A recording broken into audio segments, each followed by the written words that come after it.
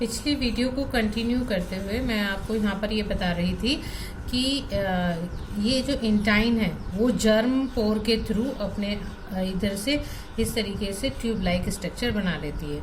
ये जो tube cell है यहाँ पर, ये क्या करता है, लगातार इस ट्यूब को ग्रो करने में मदद करता है। और ये जो जनरेटिव न्यूक्लियाइस हैं ये दो भागों में बढ़ जाते हैं, दो मेल गैमेट्स में डिवाइड हो जाते हैं।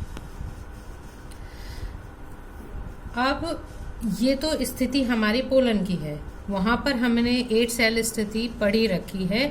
अब ये वाली जो पोलन ट्यूब है ये ओव्यूल में एंट्री कर जाती है। अब इसकी एंट्री ओव्यूल में कहाँ से होती है? ऊपर से होती है, बीच में से होती है या नीचे से होती है?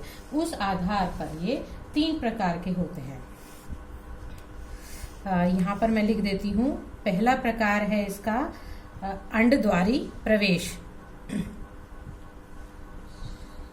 अंडद्वारी प्रवेश में क्या होगा, ये इस तरीके से यहाँ से जो पोलन ट्यूब है वो यहाँ से एंट्री करेगी। ठीक है, आप लोग ड्रॉ कर लीजिएगा इस स्ट्रक्चर को, पूरा एम्ब्रियो सैक बनाकर अंडद्वारी जब प्रवेश आप दिखाएंगे तो पोलन ट्यूब जो है वो यहाँ से जर्मिनेट होते हुए दिखाएंगे। दूसरा है निभागी।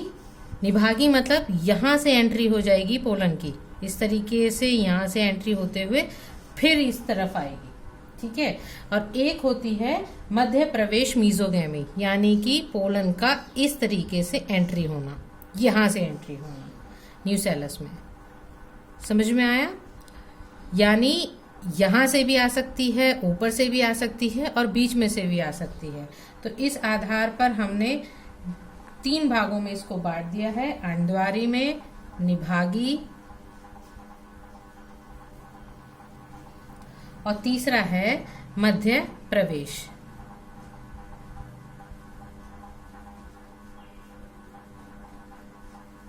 ठीक है, अब तीसरा है कि पराग नलिका का भ्रूण कोश में प्रवेश। अब इसमें किस तरीके से प्रवेश होता है? या तो ये इन सिनर्जिड्स को, ये पोलन ट्यूब जब यहाँ से जर्मिनेट होती हुई मान लीजिए यहाँ से एंट्री की है, तो या तो वो क्या करेगी, सिनर्जिड्स के बीच में से चली जाएगी। ठीक है, या एक सिनर्जिड को खत्म करके उसके साइड से निकल जाएगी। ठीक है, या फिर उन दोनों से बचती हुई साइड में एग न्यूक्लियस से फर्टिलाइज कर जाएगी।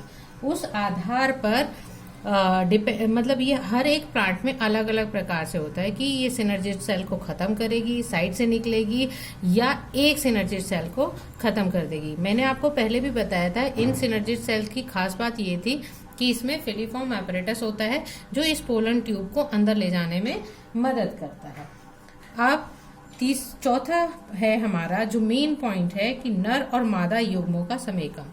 अब जो ये 2 मेल गैमेट्स आ रहे हैं यहाँ पर, वो क्या करेंगे, यहाँ इस एग से ये वाला जो मेल गैमेट है, इस एग से इसका फर्टिलाइजेशन हो जाएगा।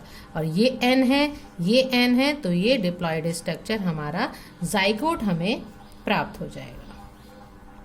तो ये एक तरह से हम कह सकते हैं, सिंपली हमने निषेचन की क्रिया को यहाँ पर पढ़ा।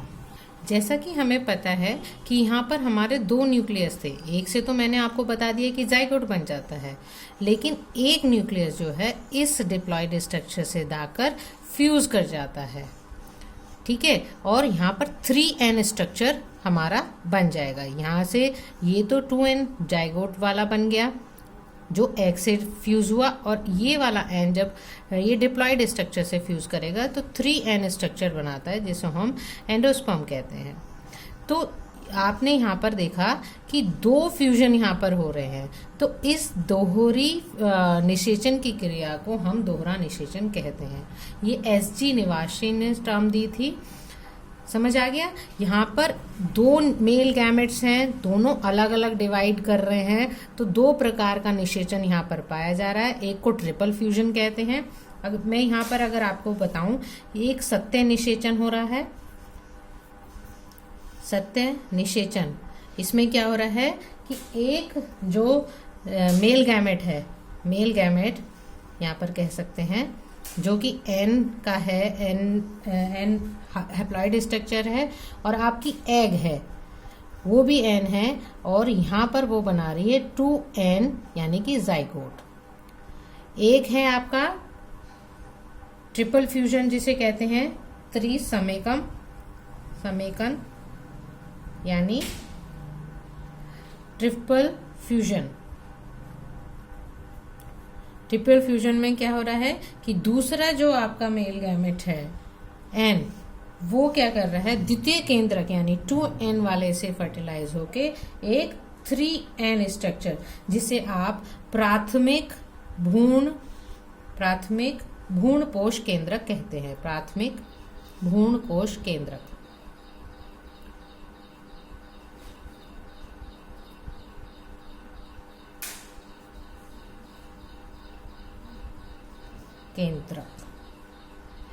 यानी प्राइमरी एंडोस्पर्म न्यूक्लियस कहते हैं।